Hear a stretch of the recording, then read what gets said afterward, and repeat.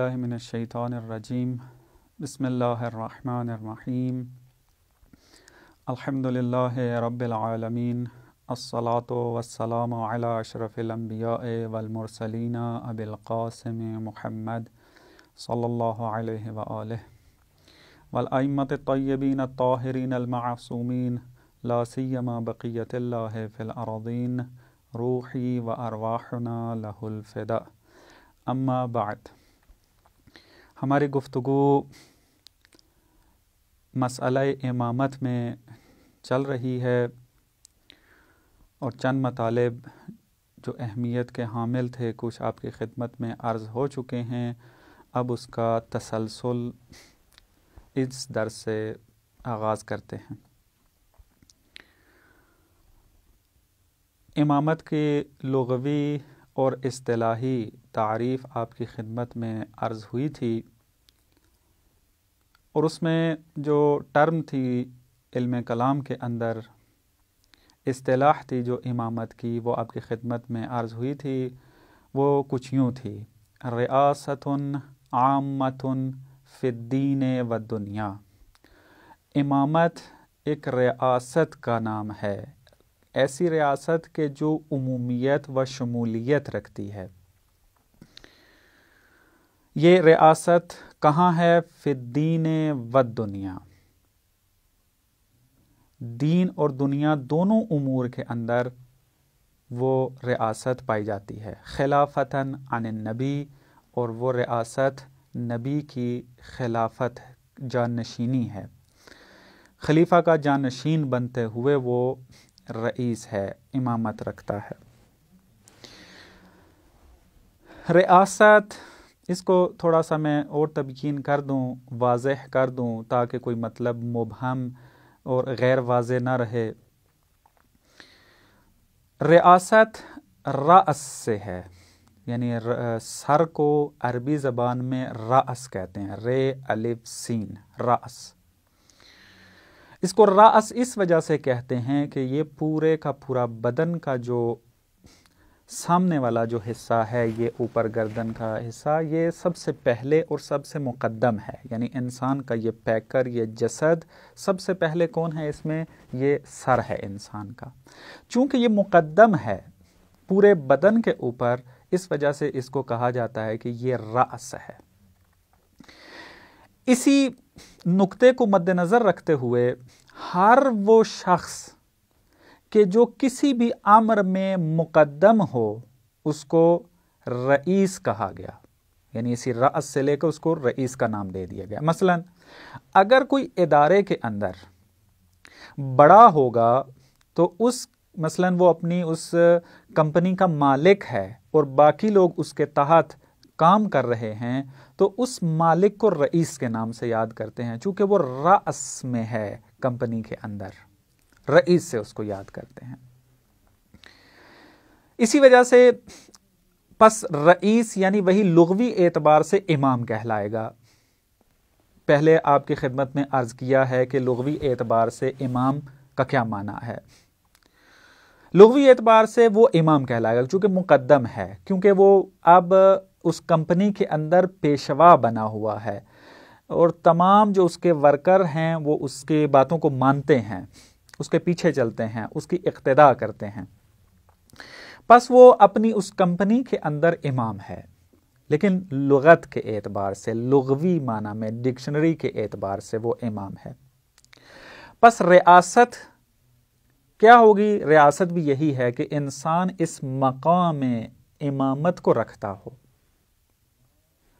لیکن یہ ریاست جو ہے لغوی اعتبار سے ہماری بحث میں شامل نہیں ہے۔ یعنی ہم جو ابھی امامت کا سلسلہ شروع کیا ہے اور اس کے اندر گفتگو کر رہے ہیں اور آگے ہمارا اس کا سلسلہ چلے گا، اس کے اندر ہم امامت کا جو معنی مراد لینا چاہتے ہیں، اور مراد ہے ہمارا وہ امامت بے معنی لغت نہیں ہے، بے معنی لغوی نہیں ہے، بلکہ ایک خاص معنی ہے جس میں ہم نے گفتگو کرنی ہے، تحقیق کرنی ہے۔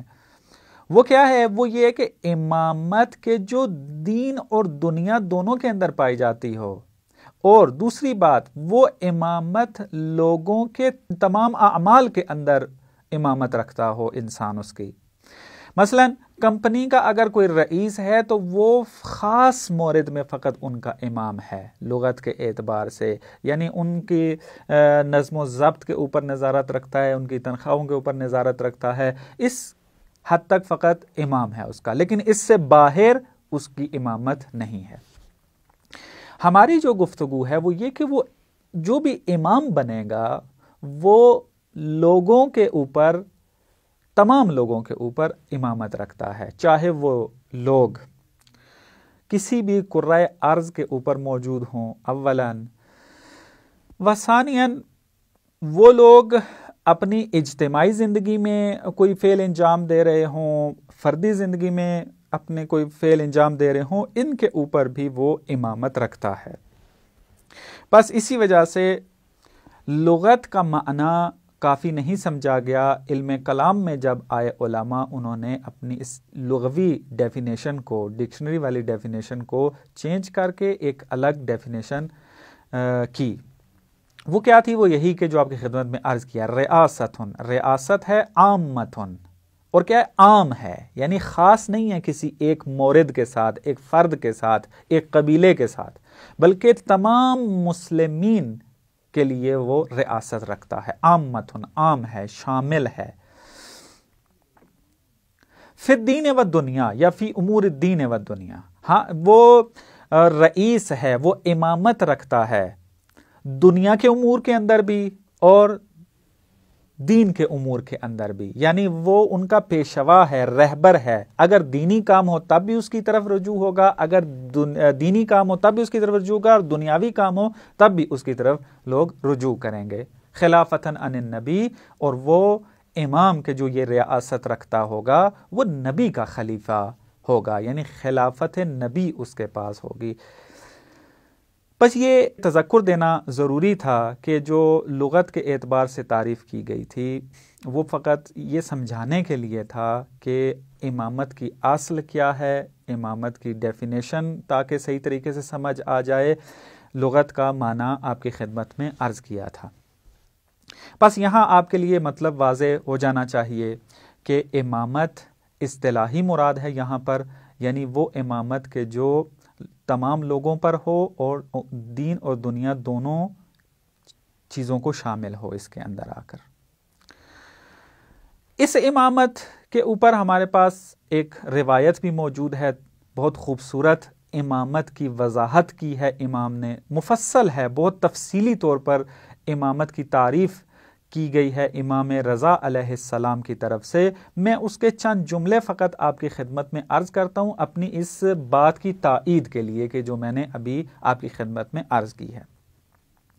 مثلا امام کہتے ہیں کہ ان الامامۃ زمام الدین، امامت دین کی زمام ہے، رسی ہے. وَنِظَامُ الْمُسْلِمِينَ، اور امامت مسلمین کے لیے سسٹم ہے، نظام ہے، نظم کا محور ہے. وَصِلَاحُ الدُّنْيَا وَعِزُّ الْمُؤْمِنِينَ، امامت دنیا کی صلاح کا موجب ہے اور مومنین کی عزت کا سبب ہے. ان الامامۃ اس الاسلام، اسلام النامی، امامت اسلام جو یہ رشد کر رہا ہے اس کی وہ اساس ہے. وَفَرْعُهُ السَّامِی، اور دین کی جو بلند پایا شاخ ہے وہ امامت ہے. اب اس کے اندر آپ نے غور کیا کہ امامت کو کس طریقے سے امام تعریف کر رہے ہیں، لوگوں کے لیے پہچانوا رہے ہیں. ان الامامۃ زمام الدین، دین کی زمام ہے. زمام کسے کہتے ہیں؟ لغت کی طرف آپ رجوع کریں، ڈکشنری کے اندر زمام رسی کو کہتے ہیں، لیکن نہ ہر رسی کو، بلکہ خاص رسی کو. کون سی؟ توجہ کیجئے گا، بہت خوبصورت مطلب اس کے اندر پوشیدہ ہے. وہ یہ کہ آپ اگر ایک درخت دیکھتے ہیں وہ بکھرا ہوا ہے، اس کی شاخیں کچھ ادھر ہیں کچھ ادھر ہیں، اس طریقے سے بکھرا ہوا اگر درخت یا پودا موجود ہو تو آپ یہ چاہتے ہیں کہ وہ سمٹ جائے. اکثر آپ نے اپنی زندگی میں یہ تجربہ کیا ہوگا، اگر آپ اس شاخوں کو کہ جو بکھری ہوئی ہیں اور بہت ساری جگہ انہوں نے گھیری ہوئی ہے ان شاخوں نے اس درخت کی اس پودے کی، اس کو اگر آپ سمیٹنا چاہتے ہیں تو اب اس کو ایک رسی اس کے ارد گرد باندھ دیتے ہیں۔ مضبوطی کے ساتھ اس رسی کو جب باندھا جاتا ہے تو وہ شاخیں سمٹ کر اپنا وہ وجود جو ہے وہ تنگ کر لیتی ہیں۔ پہلے وہ پھیلی ہوئی تھی، جگہ گھیری ہوئی تھی، اب جب وہ رسی باندھ دیتے ہیں تو وہ سمٹ جاتی ہے، جگہ بھی کھل جاتی ہے اور وہ خود بھی سمٹ جاتی ہیں۔ بکھری ہوئی جو حالت تھی وہ ان کی ختم ہو جاتی ہے، منظم ہو جاتی ہیں، اکٹھی ہو جاتی ہیں۔ یہ جو آپ اس درخت کی بکھری ہوئی شاخوں کو سمیٹنا چاہتے ہیں اور اس کے گرد رسی باندھتے ہیں، اس کے گرد یہ جو رسی باندھی گئی ہے اس کو زمام عربی میں کہا جاتا ہے۔ بس اب اس ڈیفینیشن جو لغت کے اعتبار سے آپ کی خدمت میں زمام کی عرض کی ہے، اب آ کر اس حدیث کے اس مطلب کی طرف توجہ کریں کہ ان الامامۃ زمام الدین و نظام المسلمین۔ امامت آ کر کیا کرتی ہے؟ امامت آ کر مسلمان کو اور متدینین کو کیا کرتی ہے؟ ایک رسی میں پروتی ہے، ایک منظم انداز میں ان کو شکل دے دیتی ہے۔ جس طریقے سے بکھری ہوئی شاخیں منظم ہو جاتی ہیں اس رسی کے ذریعے، امامت وہ رسی ہے کہ اگر یہ رسی موجود ہو تو کبھی بھی نہ دین میں تفرقہ آئے گا اور نہ ہی مسلمین کے درمیان کوئی فرقہ بازی شروع ہوگی۔ یہ امامت کی تعریف اس طریقے سے امام نے عرض کی ہے کہ ان الامامۃ زمام الدین و نظام المسلمین، یعنی امامت نظام ہے، سسٹم ہے۔ یہ سسٹم کس کے لیے ہے؟ مومنین کے لیے ہے۔ یعنی دو چیزیں امت کی صلاح کے لیے ضروری ہوتی ہیں، ایک اتحاد، دوسرا انسجام۔ امام اس حدیث کے اندر یہ بیان کر رہے ہیں کہ امت اگر امام رکھتی ہو تو اس کے اندر نظم بھی ہوگا، انسجام بھی ہوگا، انسجام یعنی نظم، اور دوسرا اتحاد بھی ہوگا، چونکہ امامت زمام الدین ہے۔ بس اگر یہ دو چیزیں امامت کے اندر پائی جاتی ہیں، امت بھی فلاح اور کامیاب ہو جائے گی اور اپنے مقصد تک پہنچ جائے گی۔ وعز المسلمین، اور مسلمان کی عزت بھی بنے گی، مومنین کی عزت بنے گی۔ اس کے اندر تھوڑی سی توضیح دینا ابھی ضروری ہے، انشاءاللہ بعد والے درس میں آپ کی خدمت میں عرض کروں گا۔ السلام علیکم ورحمۃ اللہ وبرکاتہ۔